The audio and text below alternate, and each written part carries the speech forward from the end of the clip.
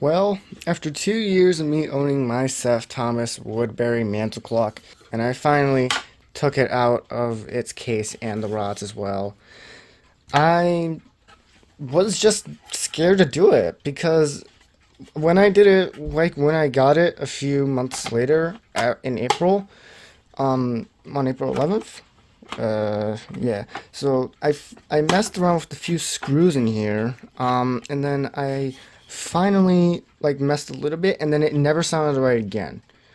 But now that I've had it for 2 years, everyone's seen it on YouTube. Um, some people really love it. Some people are okay with it. I'm finally fixing the strike on it so that it's not tinny and it's actually nice. I'm really happy about this. And I finally got to see the actual movement of it for the first time. I've never taken it out of its case. Never. It is crazy to me. I've never taken it out. Which I just had to use the screwdriver just to unscrew the six screws. Normally there would be eight, but two of them are missing. I don't know why. But I'll finally show you the movement, which is in, I think I remember what it is. And so here is the Seth Thomas movement. One thing that I was disappointed to when I looked into the Seth Thomas Cathedral over there, that one, is to find out is that they have plastic snails, not metal like Hamilton. I'm not really sure what Seth Thomas was thinking, but whatever, it doesn't bother me. But I would have loved to see a metal one here because it was just because like these crack over time, and then like they're a super big pain in the butt to replace. But one thing I'm really happy of to see is this is really nice, and also the little sound of the rack dropping every time. I've always had fun. I always loved it.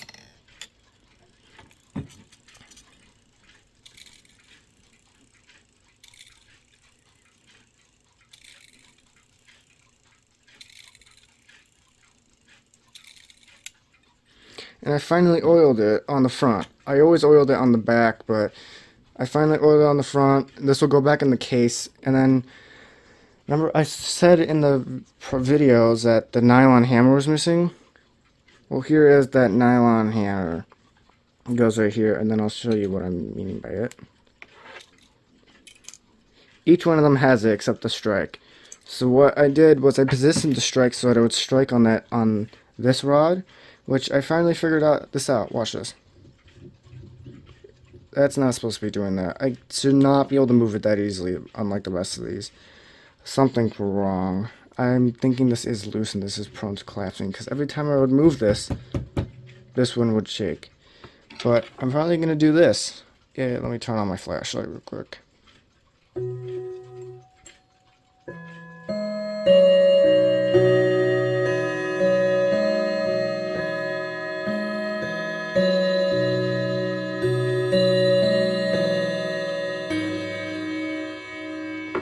I do that every time now that I take out the rods.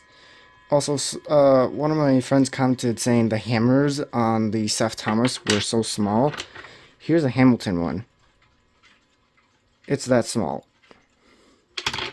But I'm finally going to put in this nylon hammer, fix the strike, and then I'll get it back the case, put the rods back in, and then I'll show you the sound update. And this was the clock oil that I've used on every single clock. The sticker is faded, but this was Liberty clock oil that I can get from Amazon for like a few bucks. I've used it in every single one of my clocks, every single one. The Gustav, the Hamilton, the Walton, the Ridgeway, that old Urgos I had. The other ones that I've had that I've not talked about, I've used in the Cathedral, the Linden, other than that, I've used all of it, like almost. The bottle's almost empty. Almost. But I'm going to get this oiled up again, and then I'm going to put it back in the case, fix the strike, and then I'll show you what it sounds like after. Well, so I finally got the Seth Thomas back in the case with the rods, and it sounds basically the same. That's all I'm saying. But now unfortunately now two of the hammers are now bouncing. I don't know how to say it, but also they might have gotten a little quieter, which is the sad thing about this, which is why sometimes I didn't want to do it. Just waiting for the Gustav to go off, but here's how it sounds now.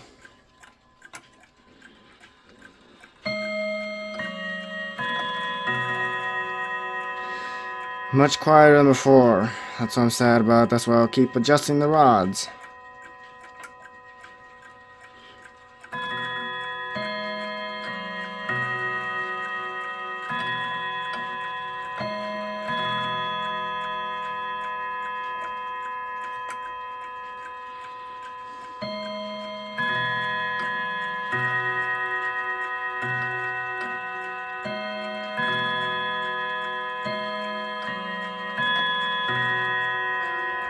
Hold on, let me adjust them a little bit better real quick.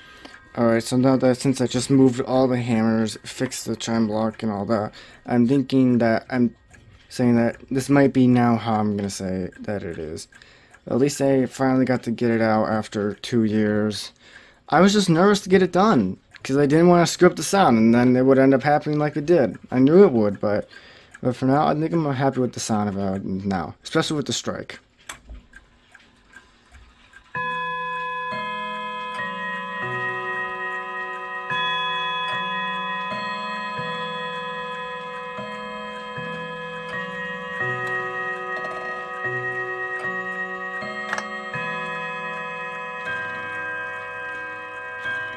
Never mind, it needs more rod adjustment.